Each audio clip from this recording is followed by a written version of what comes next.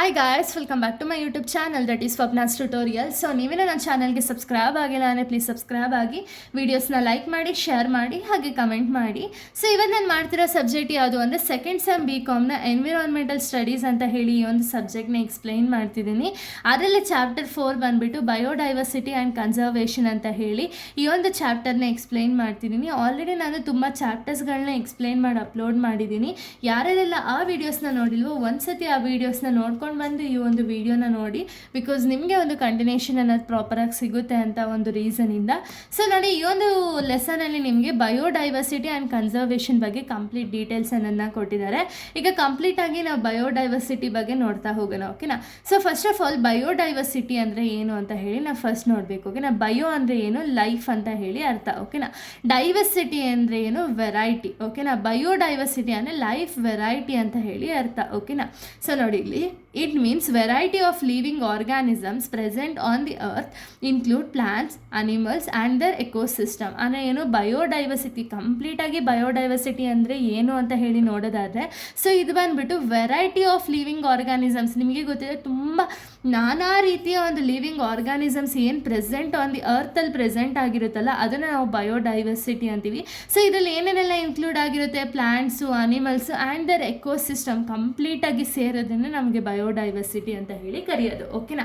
ಇನ್ನು conservation of biodiversity ಅಂದರೆ ಏನು ಅಂದರೆ, it means protection and preservation and proper management of plants, animals and ecosystem to maintain the ecological balance and ensure the survival for the future generation. Conservation of biodiversity ಅಂದರೆ ಏನು ಅಂದರೆ, so already ನಿಮಗೆ biodiversity ಅಂದರೆ ಏನು ಅಂತ ಹೇಳಿ ಗೊತ್ತಾಗಿದೆ. ಅಂದರೆ ಏನು, ವೆರೈಟಿ ಆಫ್ ಲಿವಿಂಗ್ ಆರ್ಗಾನಿಸಮ್ಸ್ ಏನು ಪ್ರೆಸೆಂಟ್ ಆನ್ ದ ಅರ್ತ್ ಇರುತ್ತೋ ಅದನ್ನು ನಾವು ಬಯೋಡೈವರ್ಸಿಟಿ ಅಂತೀವಿ. ಕನ್ಸರ್ವೇಷನ್ ಅಂದರೆ ಆ ಬಯೋಡೈವರ್ಸಿಟಿನ ನಾವು ಪ್ರೊಟೆಕ್ಟ್ ಮಾಡ್ತೀವಿ ಅಥವಾ ಪ್ರಿಸರ್ವ್ ಮಾಡ್ತೀವಿ, ಅಥವಾ ಅದೇ ಡೈವರ್ಸಿಟಿನ ಪ್ರಾಪರಾಗಿ ಮ್ಯಾನೇಜನ್ನು ಮಾಡ್ತೀವಿ. ಯಾಕೆ ಈ ಮ್ಯಾನೇಜ್ಮೆಂಟ್ ಅಥವಾ ಪ್ರಾಪರಾಗಿ ಪ್ರಿವೆಂಟ್ ಮಾಡೋ ಅವಶ್ಯಕತೆ ಏನಿದೆ ಅಂದರೆ, ಫ್ಯೂಚರ್ ಜನ್ರೇಷನ್ಸ್ಗೋಸ್ಕರ ಅಥವಾ ಫ್ಯೂಚರಲ್ಲೂ ಕೂಡ ಈ ಬಯೋಡೈವರ್ಸಿಟಿ ಅನ್ನೋದು ಪ್ರಾಪರಾಗಿ ಇರಬೇಕು ಅನ್ನೋ ಒಂದು ರೀಸನಿಂದ ಕನ್ಸರ್ವ್ ಅನ್ನೋದನ್ನ ಮಾಡ್ತಾ ಹೋಗ್ತೀವಿ, ಓಕೆನಾ. ಇನ್ನು ಫೀಚರ್ಸ್ ಆಫ್ ಬಯೋಡೈವರ್ಸಿಟಿನ ನೋಡೋದಾದರೆ, it includes all the living organisms. ನಿಮಗೆ ಗೊತ್ತಿದೆ, it includes plants, animals and ecosystem ಅಂತ ಹೇಳಿ ಆಲ್ರೆಡಿ ಹೇಳಿದ್ದಾರೆ. ಸೊ ಇಲ್ಲಿ ಪ್ರತಿಯೊಂದು ಆರ್ಗಾನಿಸಮ್ಸು ಕೂಡ ಇನ್ಕ್ಲೂಡ್ ಆಗುತ್ತೆ. ಸೊ ಇದರಿಂದ ಏನಾಗುತ್ತೆ ಅಂದರೆ ಎಕೋಲಾಜಿಕಲ್ ಬ್ಯಾಲೆನ್ಸ್ ಅನ್ನೋದು ಕ್ರಿಯೇಟ್ ಆಗುತ್ತೆ, ಓಕೆನಾ. Support the life on the earth ಅಂದರೆ ಏನು, ಕಂಪ್ಲೀಟಾಗಿ ಎಲ್ಲ ಆರ್ಗಾನಿಸಮ್ಸು ಪ್ರೆಸೆಂಟ್ ಇರೋ ರೀಸನಿಂದ ಲೈಫ್ ಅನ್ನೋದು ಎಕ್ಸಿಸ್ಟೆನ್ಸ್ ಅನ್ನೋದಿರುತ್ತೆ. Provide food, medicines and resources ಅಂದರೆ ಏನು, ಇವಾಗ ಪ್ಲಾಂಟ್ಸಿಂದ ಆಗಿರ್ಬೋದು, ಅನಿಮಲ್ಸಿಂದ ಆಗಿರ್ಬೋದು. ಸೊ ಇದರಿಂದ ನಮಗೆ ಫುಡ್ಡು, ಮೆಡಿಸಿನ್ಸು ಮತ್ತು ಹಾಗೆ ರಿಸೋರ್ಸಸ್ ಅನ್ನೋದು ಕೂಡ ಕ್ರಿಯೇಟ್ ಮಾಡ್ತಾ ಹೋಗುತ್ತೆ. Next helps ecosystem function properly ಅಂದರೆ ಏನು, ಎಕೋಸಿಸ್ಟಮ್ ಫಂಕ್ಷನ್ನ ಪ್ರಾಪರಾಗಿ ರನ್ ಮಾಡೋದಕ್ಕೆ ಅಥವಾ ಪ್ರಾಪರಾಗಿ ಮ್ಯಾನೇಜ್ ಮಾಡೋದಕ್ಕೆ ಹೆಲ್ಪ್ ಮಾಡ್ತಾ ಹೋಗುತ್ತೆ. ಇನ್ನು ನೆಕ್ಸ್ಟ್ ನೋಡೋದಾದರೆ, so next levels of biodiversity. Levels of biodiversity ಬಂದುಬಿಟ್ಟು 3 ಟೈಪ್ಸ್ ಆಗಿ ಡಿವೈಡ್ ಆಗಿದೆ, ಓಕೆನಾ, ಅಥವಾ 3 ಲೆವೆಲ್ಸ್ ಆಗಿ ಡಿವೈಡ್ ಆಗಿದೆ.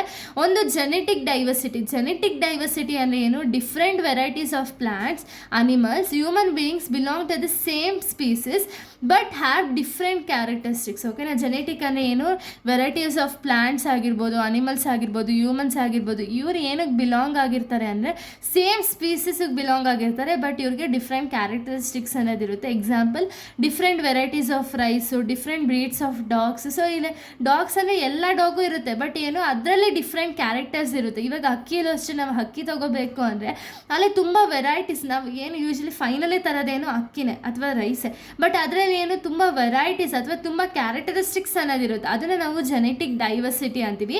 ಇನ್ನು ಸ್ಪೀಸೀಸ್ ಡೈವರ್ಸಿಟಿ ಅಂದರೆ ಏನು ಅಂದರೆ, it means the variety of different species present in an area, ಓಕೆನಾ.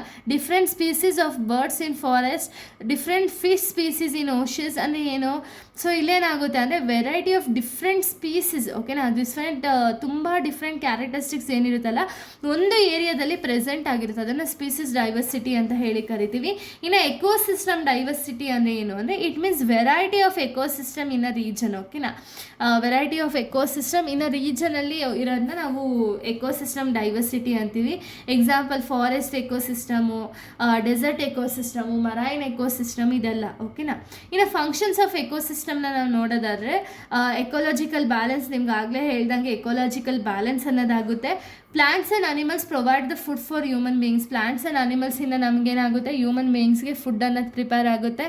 ನೆಕ್ಸ್ಟ್ನ ನಾವು ನೋಡೋದಾದರೆ ಸೋರ್ಸಸ್ ಆಫ್ ಮೆಡಿಸಿನ್ಸ್ ಅಂದರೆ ಏನು, ಪ್ಲಾಂಟ್ಸಿಂದ ತುಂಬ ವೆರೈಟೀಸ್ ಆಫ್ ಮೆಡಿಸಿನ್ಸ್ನ ಕ್ರಿಯೇಟ್ ಮಾಡ್ಬೋದು. ಎಕ್ಸಾಂಪಲ್ ನೀಮು. ಇಲ್ಲ ಎಕನಾಮಿಕ್ ಇಂಪಾರ್ಟೆನ್ಸ್ ಅಂದರೆ ಏನು, ಇದರಿಂದ ಏನಾಗುತ್ತೆ ಅಂದರೆ ಎಕನಾಮಿಕ್ ಇಂಪಾರ್ಟೆನ್ಸ್ ಅನ್ನೋದು ಕ್ರಿಯೇಟ್ ಆಗುತ್ತೆ. ಅಗ್ರಿಕಲ್ಚರು, ಫಾರೆಸ್ಟ್ರಿ, ಇಂಡಸ್ಟ್ರಿ ಇದೆಲ್ಲ ಆಗುತ್ತೆ. ನೆಕ್ಸ್ಟು ಸಾಯಿಲ್ ಫರ್ಟಿಲಿಟಿ ಅನ್ನೋದನ್ನ ಮೇಂಟೈನ್ ಮಾಡ್ಬೋದು. ಹಾಗೆ ಫಾರೆಸ್ಟ್ ಕನ್ಸರ್ವೇಷನ್ ಅಥವಾ ವಾಟರ್ ಕನ್ಸರ್ವೇಷನ್ ಅನ್ನೋದು ಕೂಡ ಆಗುತ್ತೆ. ಓಕೆನಾ.